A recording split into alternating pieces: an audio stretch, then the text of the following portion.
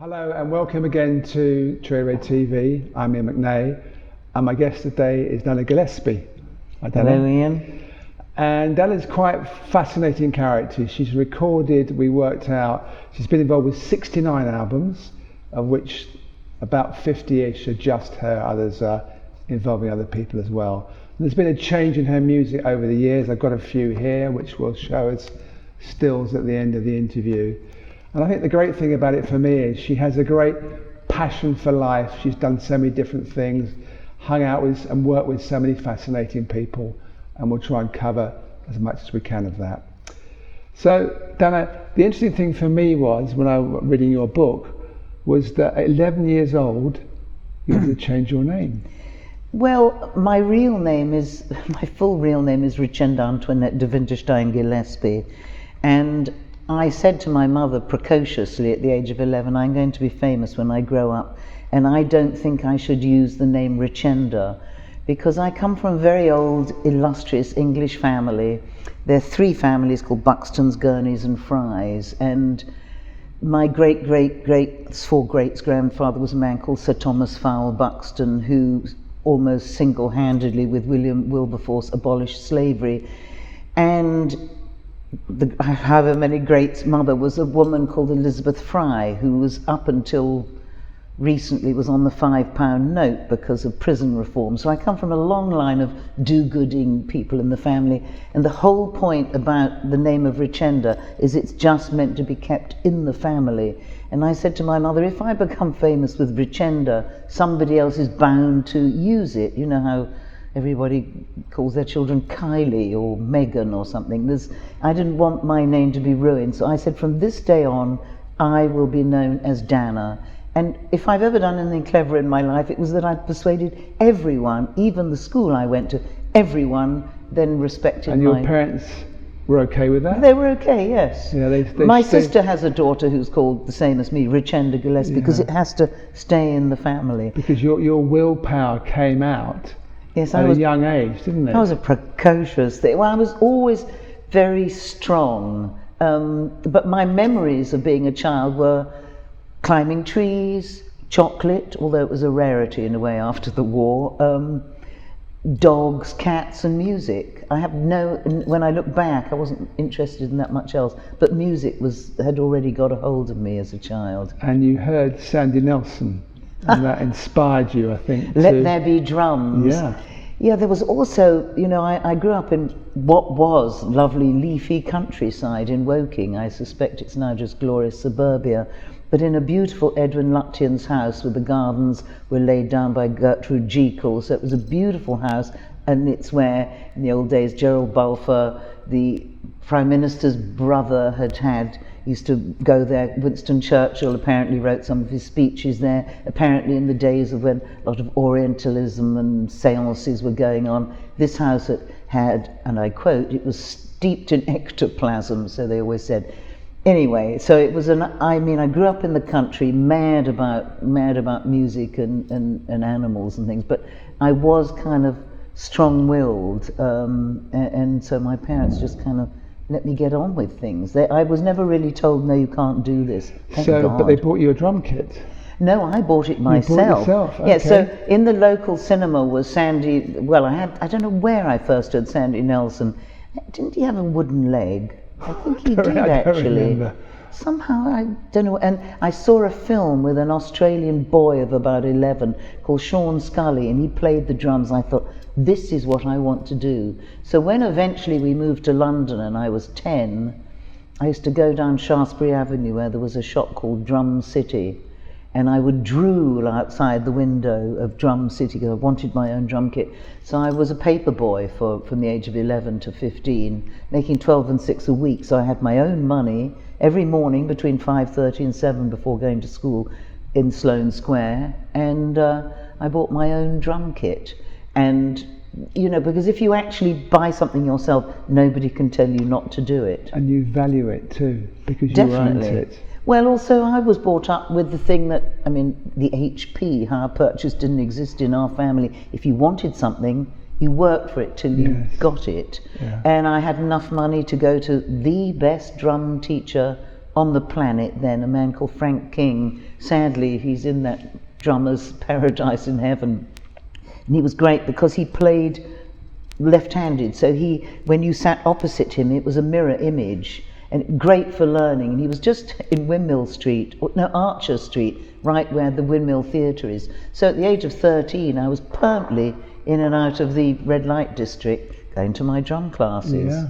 And I'd also, had a Spanish guitar, because that was at home. I learnt piano at school, and I was a viola player, because when I finally left the extremely good school that I went to in Sloane Square, I went to a stage school called the Arts Educational for about a year, and exactly that time Yehudi Menuhin's kids were in our school for 2 years while their school was being built. But you actually had a band at school where you played drums, didn't you? Oh yeah, I was the drummer in the band. And a female drummer, a girl drummer at that time was very unusual. There was Honey Langtry from the Honeycombs. They had a big hit with Have I the Right, didn't they? Yes. Yeah. And the other group, but it was a bass player, was the Applejacks. So those were the only two women. Actually, they were Have I the Right, the Applejacks, yeah. But she was the bass player. Yes, yeah. But so it was very, very rare. So we used to rehearse. I just remember that all the beats were always. That was the kind of steady thing. All the songs, like the Searchers, did. Everyone had this. Did very basic drum thing. So I loved my lessons, and I'd be doing my paradiddles and what have you. But one day, and we had a gig in the Vaudeville Theatre. It was called Big Beat 64 with little Millie Small, My Boy Lollipop. And one day the singer didn't show. I knew the songs, but we could get a drummer in, so I decided singing was more my thing. Plus, my marvellous drum teacher was very friendly with Buddy Rich, and when Buddy Rich would come to town and he'd play at the Talk of the Town or the Hippodrome or whatever it's called now, I used to go to the rehearsals with him. And he was also the drummer from a show called Crackerjack, the BBC, where kiddies had to shout Crackerjack every time the name was mentioned. So I used to go and see Buddy Rich. I saw him loads and loads of times, sitting up very close, and he was such a phenomenal drummer. It was beginning to dawn on me that I could never be that good. So I went to singing. Plus, I was already writing songs. I'd written my first song at the age of 11, so I was already going down that route. So where did that come from? It was just like you had this kind of inspiration that you wanted. You had the lyrics first or the music first? By the time I was writing, the first one was on a piano. I was having piano lessons too. I mean, It was obligatory when you were a girl at a nice school. You had to play the piano. But I went to this marvellous school called the Francis Holland School in Sloane Square, and my piano teacher, I've got to say, probably changed the course of my history, because she let me be the only one in the school play something that wasn't classical. I'd heard Dave Brubeck's Take 5, and I thought I'd be Joe Morello, the drummer, which is never going to happen. So I said, please, I want to learn this. And she let me learn to start playing Take 5 and Blue Rondo a la Turk, and things which, when you're 11, is amazing to be able to branch out. It sounds very dated now, but it was rather groundbreaking in those days. And then I think when you were 14, you started to go to the Marquee Club to see bands. Yes, I was. The first time I walked in there, I was already miserable at having left the marvellous countryside of, as it was then, of Woking. And then suddenly I walked into the Marquee, and in those days the Marquee had these red and white stripes in the back. It looked like a sort of German beer tent.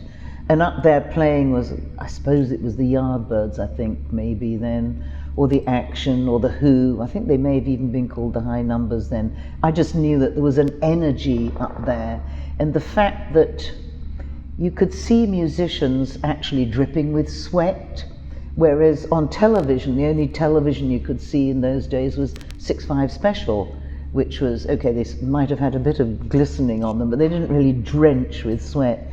And I would watch 6/5 Special all the time, but the moment I walked into the Marquee, that was it, I was hooked. So every night that there was blues happening, I'd be down there. And you know, the Marquee was very much for serious blues people, or you went to the Whiskey A Go-Go down the road, which is where Georgie Fame would be playing. But the Whiskey was much more pill-popping crowd. The Marquee was blues enthusiasts. You must have had very liberal parents to allow you to go at 14 years old. And they didn't know what the Marquee was how on earth would they know? And I was always, no matter what I've done, I've always made sure that I've always been polite and nice, and I'm always where I say I'll be. I always went to school, I never missed a day. I always did my paper round, dodging a few flashes. Used to get flashes in those days. I don't know where the flashes are now, because everything's on the screen and porn is everywhere. But I would, be out there with my newspapers on my bicycle, and they'd be there waiting. Then my parents were liberal, because I think they realised that if they said no to me, I'd do it anyway. So what's the point? Yeah. And so I always got on well with them. I lived at home till I was 30. Well, there's living at home and living at home, and I think you really lived a life at home. Yeah, we had we'll come on to that anyway. Yeah. So, and then there was a particular support band that you really liked at the Marquee one night you were there, weren't you? Well, I know who you're talking about, which is, of course, Bowie, yes? Well, it was Davy Jones then. Yes, David Jones and the Manish Boys. Yeah.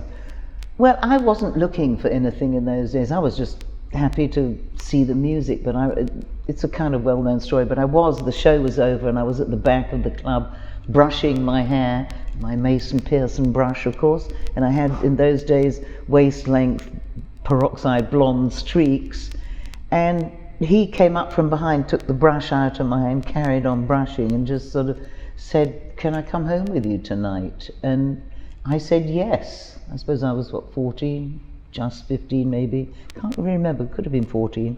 So I took him home with me. We walked home, and of course he lived in Bromley. I had no idea where that was. So later I realised that the trains didn't run, so he had to sleep somewhere. So we walked from the Marquee to my place, probably about half an hour's walk, which is quite nice, I've walked it many a time when there weren't any night buses, and I lived in those days on the top floor in this huge house with my parents on the floor beneath, and he stayed the night. In the morning I had to get him out I had to get him past my parents' bedroom, so they came out just as we were coming downstairs, and in those days he had bright yellow, lemon yellow hair like Veronica Lake, and as he came down the stairs and I introduced him to my parents, my father told me later, he said, "I thought it was a girl coming down the stairs, wondered, who on earth this was," but because I'd said his name was David. Yeah. And from that moment we became really good friends. We messed around a bit, but at that age you can't say that it was a serious boy-girl relationship, nor was I looking for it, and nor would he be looking for it. But you got involved a little bit with his music, didn't you? Because not so much in the songs that he was writing. He was helping me a lot. He helped me. We used to go out to Ready, Steady, Go a lot, where they had a green room on a Friday night down Kingsway. And everyone went to the green room and you networked. He was particularly good at networking. I think I was just busy out there dancing in the audience, trying to get close to Jerry Lee Lewis and dance about, or some of the funkier acts that would appear. And from that, of going down there with David, the producer then put me also on Ready, Steady, Go, also because by this time I'd been signed to a couple who, they also did Donovan, and they put Donovan... So you met Donovan's manager, I think, didn't you? Yes, that's Ready, right. Steady, Go, and he helped you then to get the record deal. Absolutely. But how old were you at that stage? I suppose I was just 16. So it's very young in those days to get a record deal. Yeah, in fact, there's a thing on Belgium television, somebody sent it to me in black and white. In fact, it was the director of the Bowie film, this thing, the first 5 years, and it's me in 1965 with my blonde hair, sitting playing guitar, singing my first single, which I had to get help from David how to. He taught you guitar, didn't he? To some extent. He taught me some chords, yes. But I didn't know what a bass line was. So even now the second song I sang on Ready, Steady, Go was a song called "Love Is Strange," which had been originally done by a duo called Mickey and Sylvia. And even the bass line, he'd hum it to dun dun dun dun dun dun dun dun dun dun dun. I didn't know to listen in to bass lines. He always encouraged my songwriting, and for that I'm eternally grateful. And I think Donovan actually wrote your first single. No, he didn't But actually. he produced it. It was something. No. Okay, all right. He played on it. He played guitar. That's right. It's a song called Donna Donna, a folk song. The first lines are, on a wagon bound for market, there's a calf with a mournful eye. Basically about a cow being taken off to slaughter. I'm sure I wasn't thinking about what I was singing about, but folk songs were in then, and I could see a way for me to make some kind of a living, but a mark in the music business was through folk, because armed with my guitar, and of course I was quite large-breasted, and I'd go out there and I was chirpy, and with my hair I looked good, and so I got gigs. Yes. I wasn't that brilliant a guitar player, but it didn't really seem to matter. And in fact, Donna Donna, the song, was also done by Donovan on his first album, but it's a traditional folk song. Yes. But I'd find myself I did things like The End of the Pier in Great Yarmouth with, it was before I could drive, because I used to have to hitchhike there with my guitar. I'd be there with Tom Jones, The Who, PJ Proby and the Hollies. So they had to have some bird come on as a sort of fill-in the middle of it. So I filled the gap quite well. But really, it is remarkable, that early age that you were doing gigs with these people. And I'm just reading my notes here. The second single you did, Thank You Boy, was produced by Jimmy Page. You were kind of really in with a kind of people that are memorable people, that's so influential. Memorable now, but of course in those days, although he was always great looking, he was always a sort of dark killer type guy. He did all the sessions. So, for my first LP, when I was signed to Decca, for me it was a great move to go from singles, because I'd only been on Pi as a singles artist. Yes. Suddenly I go from Pi and I'm on on Decca, which was a very good label, and we did it in the Decca studios in West Hampstead. And I remember now the studio was huge. I had my dog.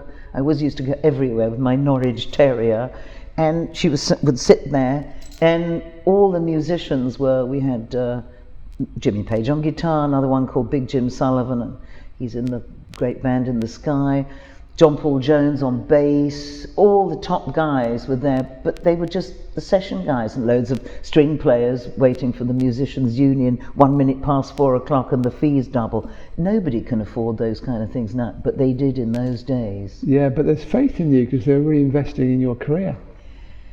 Yeah, I don't know why. I mean, I don't think anyone has really ever understood that music has been the passion, the love of my life. And I always had to deal with kind of what I call tossers, actually. I had to deal with guys that I knew were after me for nothing to do with music, but you just have to get on with it, I mean, whatever it is that people care about, gropers and things now, it's just you have to get on with it. Get a life is what I used to think when some guy was being a bit creepy, but that was just how the business was in those days. But in yourself, you saw yourself as a musician that could make it, presumably, because you started off more on the folk side, then it was more a bit psychedelic before you got into the jazz side later. Well, actually, don't say the word jazz. I've never done jazz. It's blues. I'm very specific about that.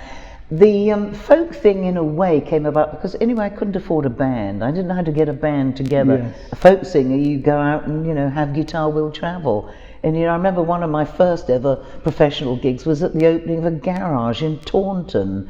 I think I got paid 15 quid. I did some grim gigs. I mean, I worked as a singer at the Crazy Horse Saloon with clothes on, although there was lots of people in there with very little you got, clothes. I think, like £1 a night or £5 a night or something, didn't you? Actually, I got 25 quid a week. Yes. But the girls who worked there used to get paid according to the champagne. Thank God I've never liked alcohol. I've always hated the taste, and if I have one sip of anything alcoholic, I feel quite ill. That has saved my bacon through many a life. But I've always known that this is what I must do. You just have to listen to your heart and follow it. Yeah. Just to go back to Bowie for a moment. Bowie for Everyone a moment. Makes that mistake. Yeah. I try and correct them, but you included, Iain. Yes.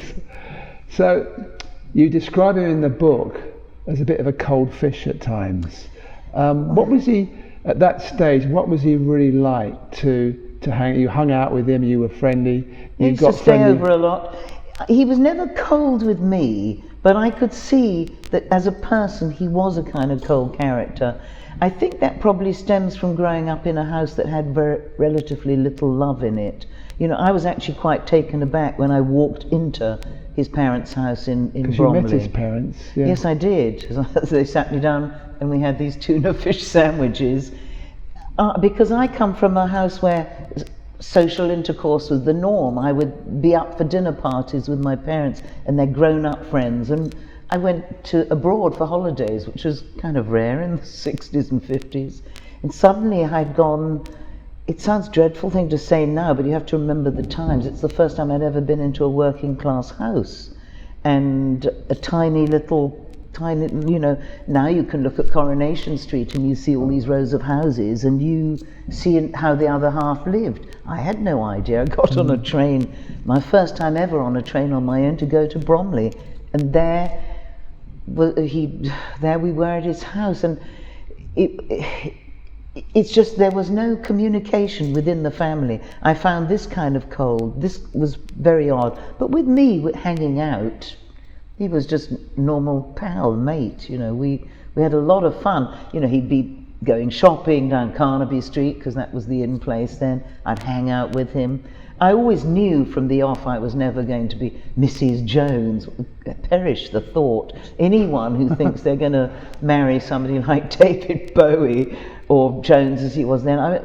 Firstly, I never ever wanted to get married, but this kind of this thing that you think you can grab some guy and be attached to him, that never occurred to me. We just had a lot of fun together. Yeah. And you became friendly with Angie, his wife, as well. Yeah, David rang me up and he said, listen, I met somebody who I think you will get on well with. It's the first of his girlfriends that he ever said, I think you'll get on well with. And he brought her around and we used to laugh and laugh. Even now, just thinking of her, we laughed a lot. I mean, it was a difficult marriage. And as I said, I never wanted to get married, never want to go through that sort of thing. But I was very close to the two of them when their life was actually quite pleasant at the beginning. And I think you were also, you said in the book that you also were there when he pretty much wrote Space Oddity. You heard it within an hour of... Yeah, he called me up half an hour later. He said, I've just written this song. I think it's something special. I'm rushing over now. He came round because by this time I was living in the basement flat of my parents' house where I had a drum kit. You had your own world there, didn't you? Yeah, I painted it. It was all red lights and incense and hangings and very kind of oriental, and I still live that way, but I've always lived that way. I think it must be, if we're going to talk reincarnation, which we probably shouldn't, I think I must have come from an Arab country or India before. So he came over and played Space Oddity to me. I had no idea it was going to be the iconic thing that it became. But we used to play each other's songs. You see, when you hang out these people like John Paul Jones, Jimmy Page, and you also hang out, picked it out from your book again, Keith Moon, Bolan, Chrissie Hynde, Marianne Faithfull, Brian Jones, etc. Did you ever realise how big they were going to be? Because you were hanging out with them when they were just starting off, really. No, absolutely not. I've never really gone for people who were famous. They weren't famous. They were just getting on with... They were your mates at the time. They were my mates, and they were getting on with what they were getting on with. I mean, maybe you could say Brian Jones might have been famous, but he didn't live long enough to... No, nobody was really... I never looked at their fame side. Yes. So, music-wise, you had your... Looking at the order here, you had Foolish Seasons album on London, you had Box of Surprises on Decca, and then you, to get it in sequence, you signed with Immediate Records Publishing Division for songwriting, which was owned by Andrew Loog Oldham, another influential character who managed the Rolling Stones, of course. Well, because I just knew everyone in the business. Everyone went to the Speakeasy, or that's where you hung out. But I mean, when you mentioned about the Foolish Seasons album, which was the one with Jimmy Page on it, I then said at Decca I want to do only my songs. So Box of Surprises, I was actually singing with a band called Savoy Brown. They get no mention. I remember Savoy Brown, yes. Yeah, great blues band. Yeah. They get no mention on the LP. I think later releases they mention it, but I mean that's how it was in those days. Yeah. I always considered myself a songwriter first, and David used to say that too, and he has said on film, I saw it the other day, he said he became a singer in order to get his songs across. That's exactly what happened to me. If you've written a song and you can't get them to anyone, then there's no point in writing it. So I was signed to Immediate, and they would send me into a little studio. I had a guitarist playing with us called Chris Spedding, really well known. Chris Spedding, absolutely. Yeah, but they were just, just your pals, your mates then. And I would record whichever songs I'd just written. They'd go onto an acetate. Well, nobody knows what an acetate is anymore. You might, because you're older.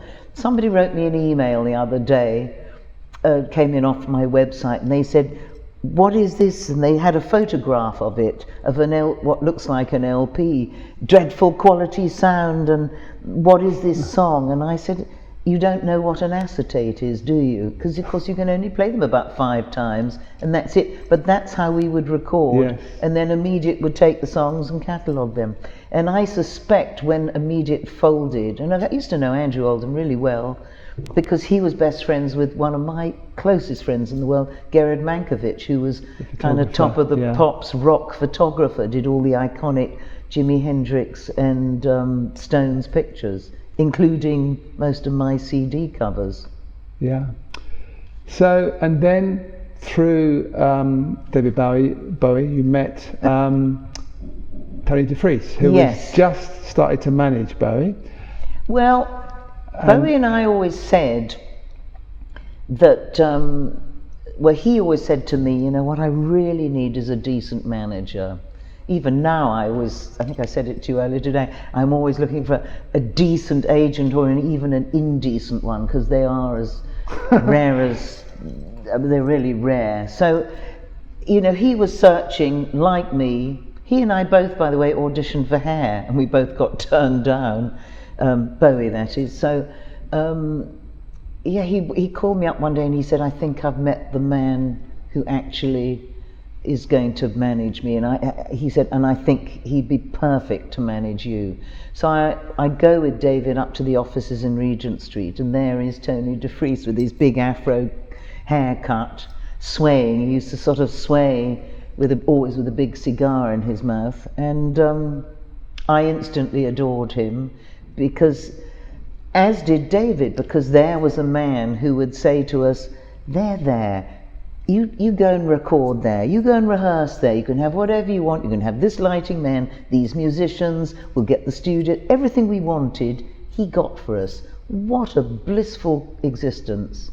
He also said everyone should have, you should travel through life first class, he said, and that everyone in Mainman, that was the name of the company, should all have personal assistants. So suddenly my best friend who'd been in a show with me called Catch My Soul, Sandra, she became my assistant. I didn't really need an assistant. We had a jolly good time. She then later on went on and became Annie Lennox's personal assistant. Yeah. She's an amazing painter. But anyway, they were wild times, Mainman, and thanks to DeFries and his great business acumen, actually. People like to knock him, but I don't, because I saw what he did. He created an extraordinary era of music, mostly from David. I mean, we were so much in Trident Studios, where David did a lot of his recordings, and I did my Weren't Born a Man recording in there, but he created this aura. And when they finally moved to America, I'm slightly jumping the gun, the Mainman offices were on Park Avenue. DeFries had always said to us, you have to go to America to otherwise you'll never. Because he also looked after Iggy Pop and Lou Reed, didn't he? Yeah. Obviously both American acts. Well, they certainly remember Lou Reed coming into the sessions when I was doing my Weren't Born a Man album. And it sounds silly now, but I remember him best because I'd never seen a man wearing black nail varnish. which was, what was this, 1972? It was rather bold in those days. And also I'd only been to America a few times then, so America was still a bit of a foreign territory to me. But what did DeFries have that was different from other people? What was the magic he had to help Bowie become so successful? And what was it? Okay, he had the father figure thing that attracted you and looked after things, but what else was there? Well, he had vision. He could see what could be, and he let these wild children, which was us and Angie and the Spiders of Mars, in a way, get on with our madness. He didn't want to join in and get off his rocker and everything or whatever. He just was like he was the captain of the good ship Mainman, and we were all on this boat that was out rocking. I can't really say what it was, but he did have very good business acumen. But I was not really involved with that. Suddenly, that time when I first signed with him, I'd been in a show called Catch My Soul, which was a rock version of Othello with PJ Proby and a man called Lance Legault. But it was starring a man called Jack Good, who had made all those television shows. Yes. And Jack had always wanted to be Othello. I don't think you get away with it nowadays, because he shaved his head and was blacked up every night. Bit black and white minstrel, but that was those days. And I was signed to Jack Good, as he'd signed me as an artist he was going to promote. And then I meet DeFries, and actually DeFries managed to undo the contract to let me go with Mainman, which is what DeFries did with the man who had been handling David, who was called Ken Pitt. That's right. Yeah. So there was a lot of he had a legal mind, and musicians just want to get on and have fun. So he was organised, had a legal mind, and he had vision as well. Yeah. Which is quite a rare combination. Yes, he was. I actually always found him quite good fun. I mean, he let us get on with it. He let these children play.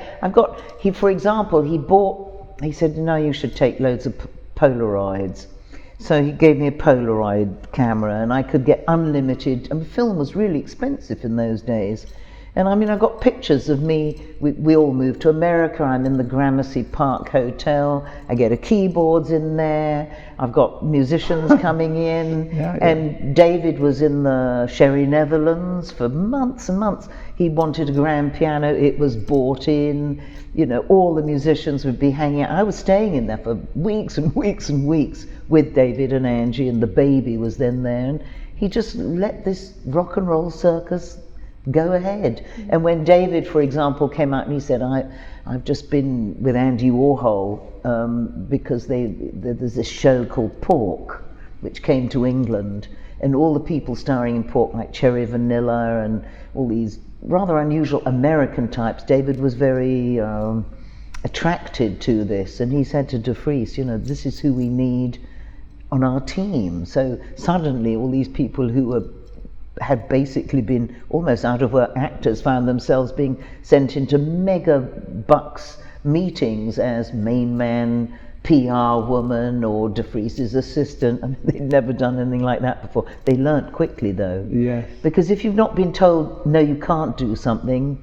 then you do it. And I always remember DeFries saying to me that he'd been in hospital a lot as a child with asthma, so nobody had ever said to him, you can't do this. So he did what he wanted to do. Yes. And I think that's quite a good, I think that's quite a good, it worked for him, probably wouldn't work for everyone else, but he let us just get on with things, which was glorious. And David wrote the song Andy Warhol originally for you. Yes, to this day I will never know why, and I never bothered to ask him either, because David used to write about abstract things. His vision was very different from mine. I would never think of singing about Andy Warhol. I've always said I would rather die than have a Campbell's soup can on my wall. But he wrote it for me, and so I sang it on the John Peel show, which is well kind of documented. Then he was going to produce the first Mainman album with me, and we did some version of Andy Warhol. We had Mick Ronno, lovely Ronno, on guitar. But by the time, and we did a version, and David liked this version so much that he recorded it himself later on his Hunky Dory album, which came out before mine, because I was in Jesus Christ Superstar for a year and I couldn't leave because I was contracted. So my album took longer to finish, and by the time I left Superstar, David had already moved to America with Angie, and I followed the moment my Superstar stint was over. So let's talk about that. So I think you saw an advert in Melody Maker. Yes. For a lead part, was it? It was No, a chorus. it was the chorus. Yeah. I mean, I was happy to take any job at that time, and this was just about the beginning time of meeting DeFries. So I mean, I needed a job, a gig. So I went along there, and most people, when they turn, I rather like auditions, being a bit of a show-off, which I'd learnt to be a show-off. You didn't mention that I had been junior water ski champion for 4 years when I was much younger. And the reason... I can't mention everything. No, that's true. We'd be here but for I 24 learnt hours, that my speciality was tricks, figures. You know, we put the rope there and go backwards and leap over the wash and everything. And you've got 20 seconds, there's a countdown, in which to perform all these tricks, or you've got a limited time. And I learnt that I was rather good at showing off. I wasn't the best skier, but I was the best show-off, so I got the points. So when it came to the audition, I came out in a tight t-shirt with a huge fist on the front and tight jeans. Everyone else was in little dresses or tights and leotards because they were used to auditions. And I came out and sang Get Back, the Beatles song, Jojo was a man in it. And so it was completely different, and I moved differently, and they gave me the part of the chorus because they'd already cast Mary Magdalene, and they'd cast all the main things. And because I was happy to have a job, I said, yeah, I'll do it, but I'll only do a 3-month contract. And they weren't that happy about it, but they said okay, because they needed some colour. And Hair was the first show to put maybe some literally coloured artists in the chorus, but they wanted people to look a bit way out. But while we were rehearsing, I kept hearing in my head, you're going to be Mary Magdalene, you're going to be Mary Magdalene. And I knew I should be Mary Magdalene because I heard it in my head. I've been always quite psychic all through my life, and this programme isn't long enough for me to talk about things like that, but I couldn't understand why this thing, you're going to be Mary. I didn't tell anyone, I kept quiet. And a week before the show opened, they'd said, would I like to audition for the understudy? I had asked if I could do this, but they said, no, you're on such a short contract, we only take people to sign in the chorus for a year, because it's time wasting to rehearse new people in. But they said, we'll make an exception, you can go and audition for the understudy. And I was told to learn the part, and I came out on stage. I remember it very clearly at the Palace Theatre, which is the biggest of all the theatres in London, in the West End. I'd never sung this song before, I don't know how to love him. There's a piano player there, and it's the first time I'd sung this song with the microphone in my hand, and I literally felt as if some power had taken me over it, almost like it wasn't me singing. And my voice filled everything, and I came off the stage with tears in my eyes because I had moved myself, because I'd never sung like this before. And in the little room at the side, we waited for half an hour, and then he came out and he said, you're going to be Mary. Yeah. So my intuition was right. I'm just reading what you actually wrote about at the time. He says, as I started to sing, I can honestly say I had almost like a godlike experience. Something sang through me. Yeah, it wasn't me singing. It was like, maybe it was Mary singing through you. It was like... I don't know. Yeah. I don't know. But the thing is, the girl who was originally booked as Mary, she had a great voice, but she didn't look like she'd known a load of men in her life, whereas I was always... And Mary's got to be a bit of tart with a heart, which has me down to a T. And I just looked right, but I certainly sounded right, because I know what I'm singing about. When the moment I sing, I auditioned for the Old Vic National Theatre, for Sir Peter Hall. I don't know whether you know this story, but I went and auditioned. It was to do The Tempest with Sir John Gielgud and Jenny Agutter. And he hands me the Shakespeare pages and I read it and I'm absolutely awful. And I said, I'm really terrible, I'm so sorry. And he said, yeah, that was awful. He said, now sing it. The moment I sang it, I was brilliant and I got the part. Yes. The moment you add music, I think it's a sort of slight form of autism actually. I can deal with anything musical. If it's got no music, I'm lost. So I think you were a year in the show, Yeah. and then you went to America, didn't you? Because you had an American release Yes. on the Foolish Seasons album. But that's much earlier, of course, because that was still with Decca. I went actually to America to sign with RCA, where Bowie was signed to. So I went with DeFries, and but I knew straight away that there was going to be trouble at RCA, because in those days RCA was only about 6% of its business was records. The rest of it was Sputniks, and they made radiograms and things.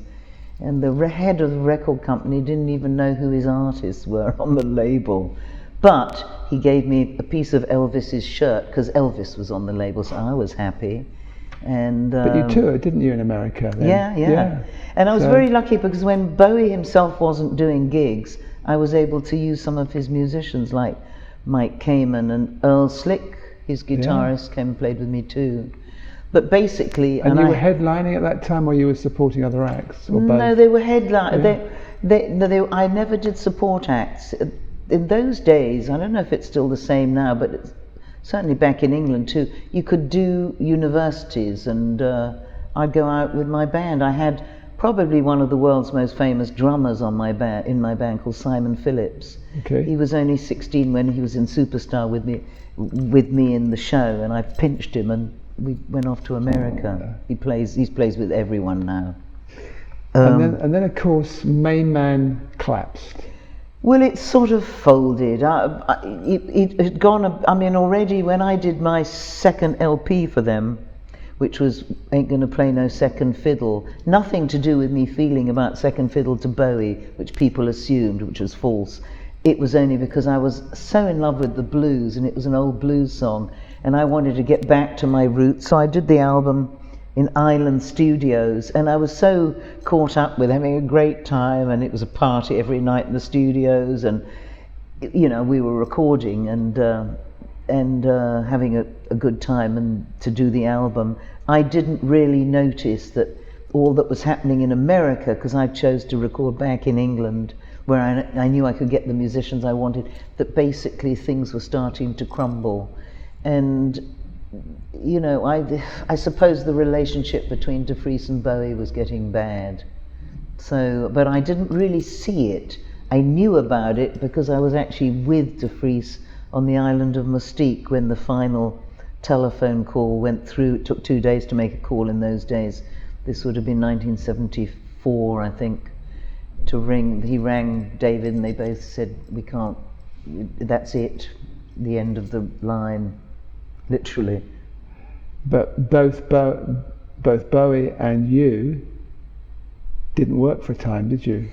Well, I can't, David stayed in America, and I never wanted to. I'm not a hamburger kind of person, so I preferred to be back in England, and I couldn't record for anyone for about 3-4 years because the litigation went on for so long. It was basically Bowie and DeFries, and of course Bowie had tied up in it. I was caught up because I was signed to Mainman, but I mean, Bowie by this time was really making a good name for himself in America, and so on every corner he had lawyers, and everyone was leaping out to let me do this, let me do that, and I was just sort of stuck. I couldn't record, I couldn't sign with anyone. So in desperation I fled to Vienna and worked in a theatre company with an amazing woman, another one who's up in that sky now, Mai Zetterling, and did a theatre over there, and then met up with the Mojo Blues Band in 1980 and came back to the love which has always been blues, and I've never looked back from that. Now I want to talk, before we go on to talk about the blues, because obviously you made a lot more blues albums than the early albums you did, but you also had an interesting relationship with Bob Dylan, didn't you? Yeah. You got close with him, and then you actually toured with him later. Yes. And even this book we're going to show and talk briefly about later was inspired by him, which you put together. So what was Dylan like as a person? Because there's another character that we get to read different sides of, and we don't really know what he's like. I've always found him extremely chivalrous and a lot of fun. That's a good start. Yeah. Certainly when I met him when I was, 16, when he came, 1965 I think he did the Albert Hall, was when I first met him, so I'd have been just 16, I think. And we stayed friends. I mean, when he came back the next year, when he came back with the band and people were shouting, "Traitor," in the Albert Hall, ridiculous. And if he wants to record with the band, why can't he? But people were very kind of precious about his folkiness in those days. So then I would see him on and off, and then I didn't see him for quite a long time. And then I get a call, it was 97, from his agent saying he wants you to be the opening act for the British tour, for which I was, yeah. And it was all organised, but I hadn't seen him for about 15, 18 years. And 2 days before the tour started, I get a call, "Hello, this is Bob." Well, I knew which Bob it was.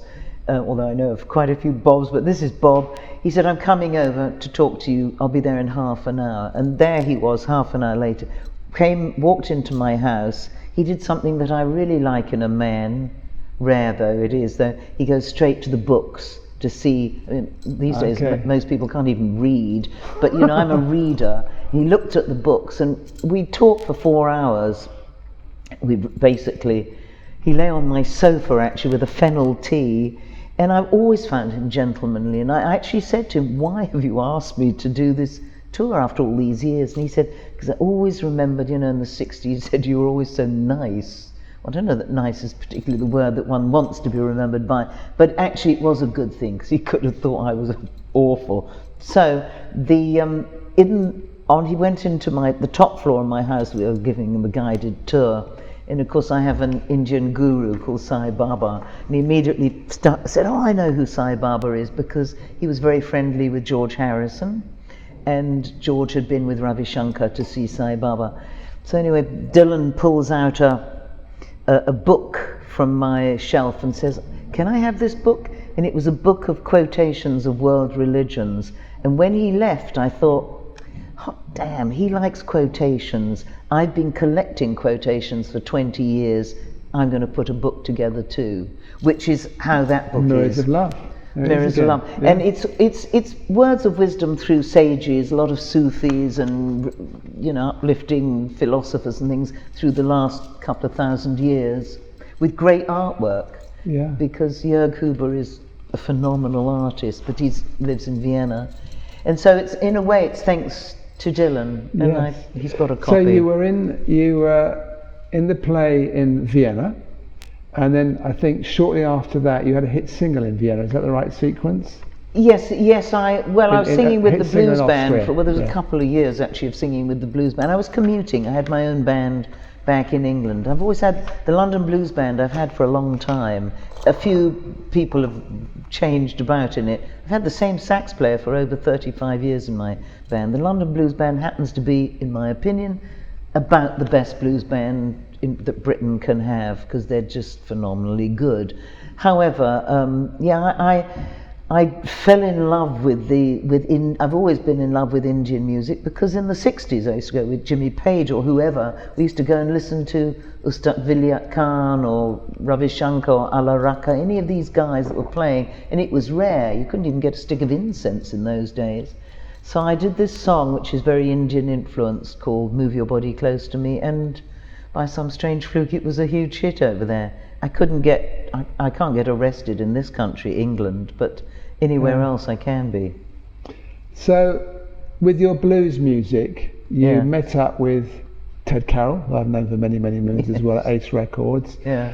And you've been recording with them for what, 30 years or so? Since 1980. I could see the writing was on the wall that I simply couldn't go around in high heels and skirts up to here and cleavage down to here when I get older. What about the sell-by date? So I go to see Ted and I said, "Listen, I've got this mad idea. I want to do an album of the rudest songs from the 20s, 30s and 40s that I can find, and I want the LP to be called Blue Job. Would you be interested? And he so fell about laughing, he said, sign here. And so I have stuck with him ever since. And I haven't gotten, I mean, I can do loads of these old, slightly risque, double entendre, songs.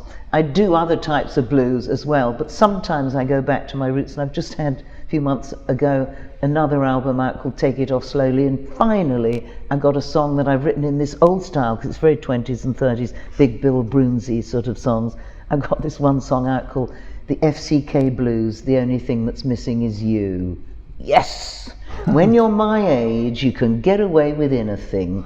Who's going to tell you off? You can tell them to get lost. Well, I don't, because I'm polite. But I can take risks. I do songs like Big 10-inch, Organ Grinder. It's not the organ, but the way you grind. Come On If You're Coming. These are all songs that if I had sung them when I was 17, they definitely would have been considered pornographic. But I'm now a lady, of stature now. I can get away with murder. And something that I picked up somewhere you said, which I thought was really good, was you believe the blues should be sung by an older person because it's about emotions and experience. I couldn't do justice to it when I was younger because my voice didn't have the edge. It needed to convey the emotion, nor did I have the first-hand experience to sing about the blue themes convincingly. That's very true. I think you really, I always say you have to have been to heaven and hell several times, and also the voice, the chops. When I hear my LPs from the 60s, I've got a little squeaky voice up there. And if I was in Poland a couple of years ago, they asked me to be Poland's Got Talent kind of thing, The Voice, Polish style. And they said, but we love you, do Mary Magdalene. They had the original score. I can't sing those high notes. I did everything an octave deeper. I always say in life, everything drops, including your voice, for which I'm truly grateful, because I never liked high squeaky voices. So I got a really powerful voice, and I needed to work all those years. It's like a muscle. It's like I've been training in a gym all these years, which I didn't have when I was younger. I had feeling or emotion, but I didn't have the power. And because I still keep working all the time, my voice is it's in better shape than it's ever been. Yeah, it's like we talk quite a lot sometimes about people losing their voice, but you're an example of many musicians whose voices mature over the years, and it matures, I guess, physically, but also, as you said in this quote that I read out, emotionally there's a maturity as well, where you own something much more than you do when you're younger in terms of lyrics. Well, definitely, either you can sing like My Man's Just Left Me. I don't usually do many of those depressing songs. I might do a couple of sort of classic standards like the St. Louis Blues, but I tend to sing about things that I can put some humour or some feeling into it, and you just don't have the experience at 17, and very few singers when they're in their teens, they can maybe have good voices, but if you don't keep at it all the time,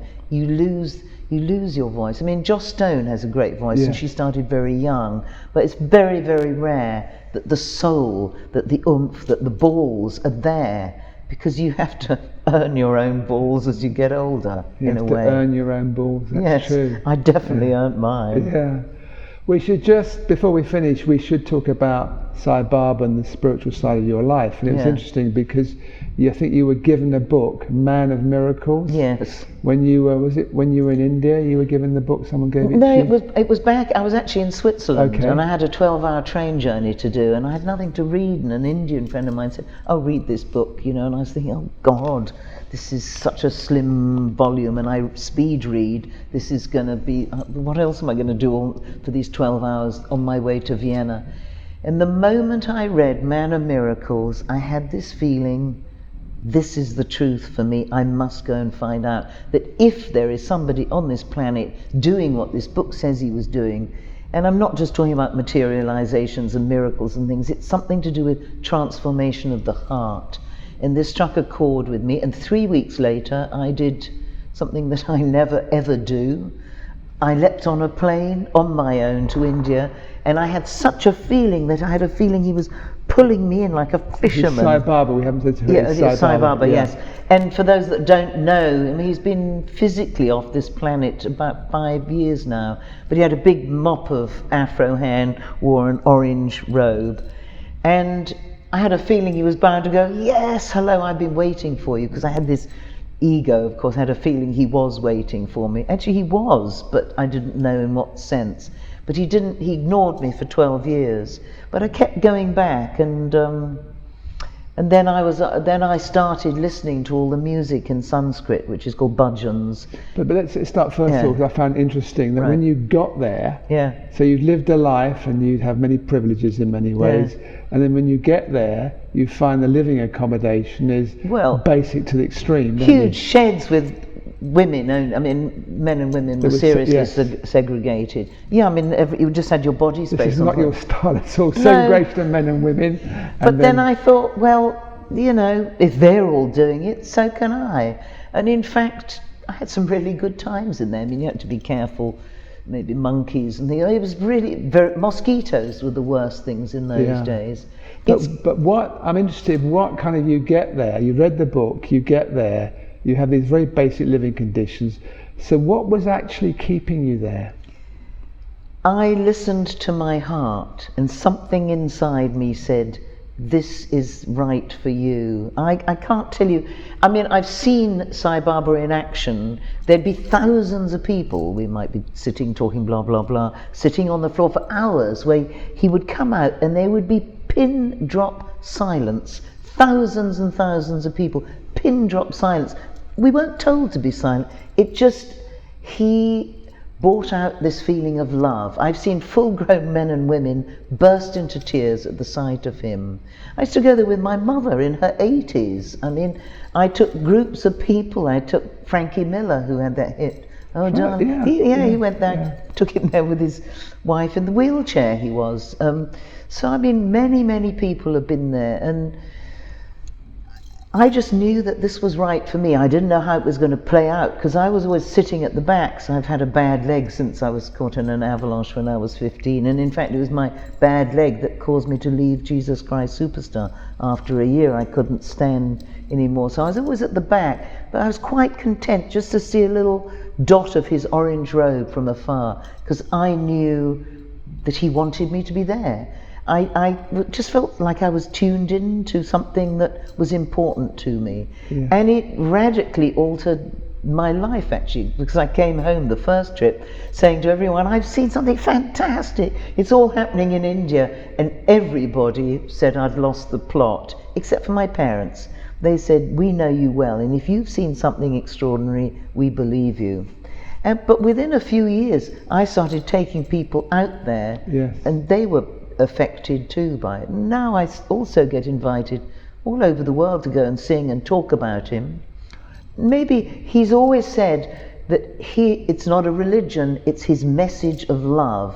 So when I go out and I do these charity concerts for free, so I go out and it's to remind people how to live life full of love and respect and gratitude, and basically open your heart. Because you say in your book that when you got back, I think the first time from India, you started to change your lifestyle. You didn't have so much success, or you dropped the excess. Well, and yes. you got a job working in the hospice, I think. Oh well, yes. I thought I want to be useful. I want to be helpful. So I live around the corner from the Marsden Hospital, which is the famous cancer hospital. And I go in there. What can I do? Actually, I wanted to do hospital radio, because I'd had a radio show for 11 years, world music in Vienna, and I'm really good on the radio.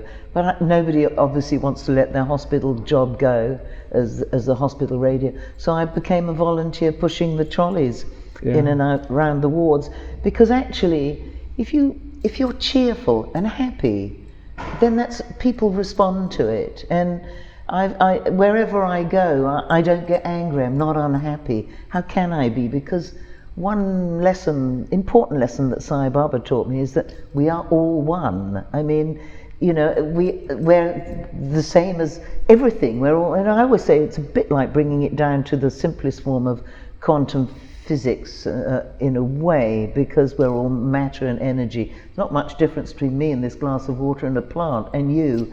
We're all actually just energy and matter. So I have to find and respect and love in everything, in anyone. I look for the best things. I don't look for bad things. And if something is bad there, I will try and walk away from it so it doesn't affect me too much. And you did get to meet him after 12 years. Yes. And you asked him a question, didn't you? Well, you asked him, well, you says in the book, okay. What's the meaning of life? Oh, right, yes. Well, this was after you can't book an interview with Sai Baba. You have to wait till he comes to you. And already by this time I sang for him every year. I was the only Westerner that sang every year for his birthday, yes. which was on the 23rd of November. And they always kept saying, oh no, he's not seeing people on their own for the interviews. You go in with groups, which is baloney, because he took me in alone. And a lot of people would go into Sai Baba with a shopping list of, can you find a son for my daughter, or should I retire, or what should I do? I never had any questions, because I know that I was in safe hands. He guides me, or love guides me. So, but he did once say to me, when I was on my own in there, he said, what do you want to ask me a question? And I couldn't really think of anything too intelligent. So I just said, well, what is the meaning of it all, meaning life? And he just said 5 words, and I consider them very important. Play the game, be happy. That's all we can. We're like chess pieces yes. on this great cosmic chessboard, and we get moved around. If we think we're doing it, we can do a bit of it, but it's some sort of cosmic force. If you tune into this love thing which breathes in with the earth, it guides you, and it will never let you down. Play the game, be happy. Yeah, and learn to trust in your heart. But you've played the game, and I think you've been happy most of your life. Mostly. Yeah. Obviously, you have to have some disasters and horrors and pains. Still I have a lot game, of though, isn't it? It's all a game. Yeah. But you just know that at the end of it, it'll be over, so you just have to get on with it. One last thing we should talk about is the festival you do every year on the island of Mystique. Ah, yes. Well, I used to.